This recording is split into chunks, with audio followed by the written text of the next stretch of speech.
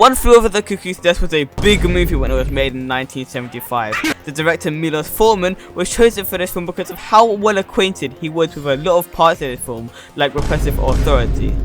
Also working on the film was its two producers, Zane and Michael Douglas.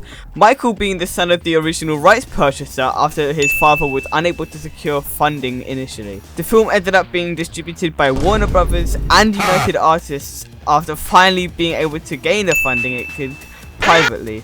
With the movie being set in the 1960s and having a 12-year delay from its failed attempts, the team that created it really wanted to mirror the issues and scenarios happening in the 1960s into the film, which from the $112 million in earnings, you can probably tell were portrayed incredibly well. Before I get into some context, I want to quickly talk about the title. One Flew Over the Cuckoo's Nest has a ton of different meanings. One talks about the cuckoos, the birds that can't be asked to take care of their own kids, their actual and another just meaning how some people describe crazy people with the expression of saying someone has gone cuckoo, meaning mad. Adding on to this, the One Flew Over the Nest could be talking about how someone escaped from the mental hospital in the end, and the movie from the start makes us believe it will be McMurphy, but in the twist it's the chief who ends up actually escaping, probably referring back to the book's protagonist who was the chief. Anyways, at the time that this was set, there was a lot happening, which as I said earlier has been portrayed well in this film. The theme about rebellion against conformity was without a doubt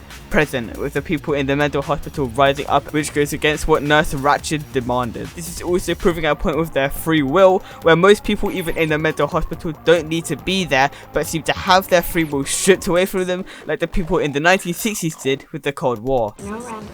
He's telling you the truth. As a matter of fact, there are very few men here who are committed. Mr. Brompton, Mr. Tabor, some of the Chronics, and you.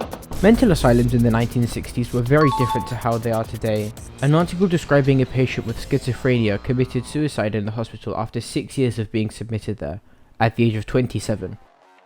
This corresponds with a graph of suicides peaking in the 1960s, showing that out of 10,000 people, 250 ended their lives at the age of 25 to 29. This specific hospital explains how the patients were never free from the threat of violence, and men with drug addictions or convictions for self-harm were mixed in with the men suffering from dementia. One schizophrenic patient said, "Why do I always return to this abysmal state of mind? And there is the fear of it happening again. It seems a certain type is doomed to be persecuted."